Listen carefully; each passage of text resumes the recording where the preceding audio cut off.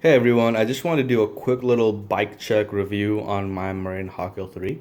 This is the 2018 version. I haven't seen any videos on this bike on YouTube. I've seen quite a few on the 2019 Hawkhill. And the difference between that is the updated geometry and more travel. So this one comes with 120 millimeters of travel with a revelation, which is the same fork you get on the 2019 version. And the head tube angle, this one is 67.5, while the newer one is 66.5. So I've owned this bike for a few months now, and I've had a really good experience so far. I think this is a really good, humble full suspension. In that it's not trying to do anything too aggressive. At the same time, it's pretty stable. So, you have the 120 millimeters in the back, which for a beginner to moderate new rider, which is I would consider myself, I've only been riding for a year, is really good. Like, it can do risky things, but you don't have to do risky things. And if you do it, this bike can handle it. Again, the shock is the RockShox Monarch, and again, it's not the newest end, obviously, but it comes with a whole bunch of adjustments, with rebound, and you can lock it out. The suspension design I'd like, again, it's more beginner focused.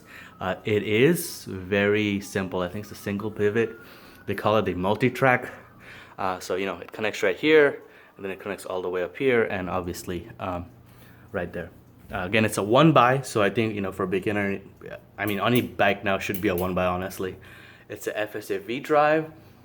The wheels are Marin's own house brand, but what is nice about these wheels is that it's like 29 millimeters inner width, so that is it's pretty thick. So by that, I mean, it came with 235 WCV Trail Boss, but people said they can put up to 2.6 or more. So if you look at the clearance, you have quite a lot, and this is a 2.35. The bike came with 780 millimeters wide bars, which I mean pretty wide. But if you're on the shorter end, which I am, in the beginning I was not comfortable on this bike at all, and I couldn't figure out why. And I just thought, I picked a bad bike. But it was just having the handlebars being so wide, I was putting all my weight up front. So now that I trimmed the handlebars, I think it's 760 now. And now I sit in a more upright, better position, obviously. I've also increased the spacers and put them on the bottom. So again, getting myself more upright. It comes with a 45 millimeter stem, which I think is pretty good.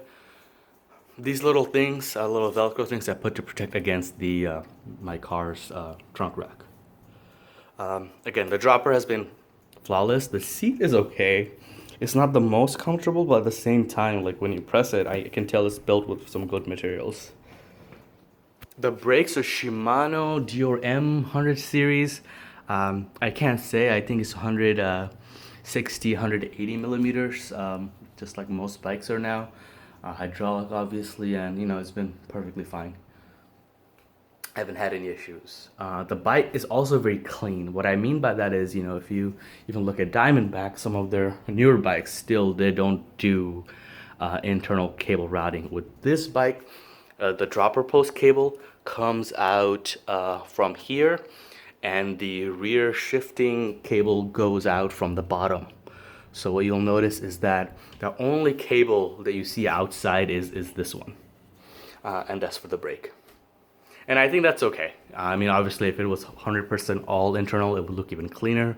But to me, this is pretty clean. So if you take a look back from this angle, you can't see any wires at all. So I've taken this bike in quite a few trips. I haven't had any issues with it. Suspension, all the components are solid. I just like it. It's a really good, humble full suspension, honestly. Like I said, it's very neutral. There isn't anything on this bike that's bad.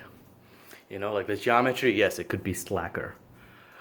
Could it have more travel? Yes, but I don't think they were going for that. I think they were going for people who just like, I think 50% of us, who don't really ride enough to justify 140 or 150 millimeters of travel.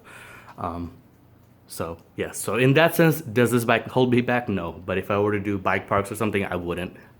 Or even if I did, I would go really slow. So, yep, that's my 2018 Hawkhill. It's only been, like I said, few months, so I'll probably post another one just saying any of my experiences with it so far. But if you have any questions specifically on this bike, feel free to ask me. Everything on this bike I have kept stock except for the grips. So I want some ODI ones, but I might switch to ESI chunky grips just for the hand comfort.